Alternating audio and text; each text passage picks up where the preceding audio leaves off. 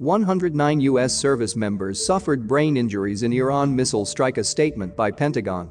The number of U.S. troops that suffered mild traumatic brain injury in last month's Iranian missile strikes has been updated to 109, of which 76 have already returned to duty, the U.S. Department of Defense said.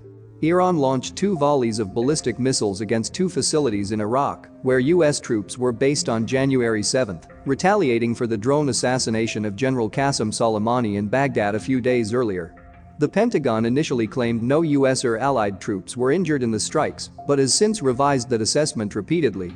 On Monday, the DoD said the latest figure stood at 109 personnel with MPI, of which 76 or 70% have already returned to duty.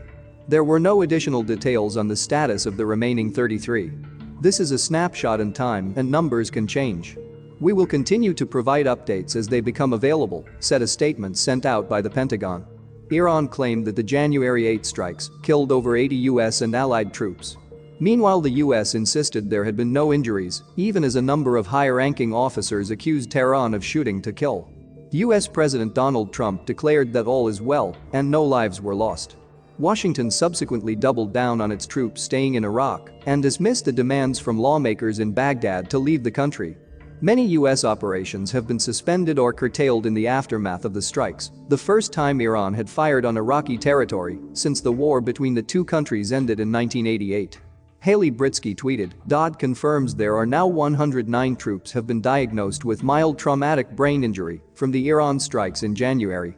This is a snapshot in time and numbers can change," the statement says. Soleimani's assassination sent tensions between Washington and Tehran soaring and nearly kicked off another hot war in the Middle East.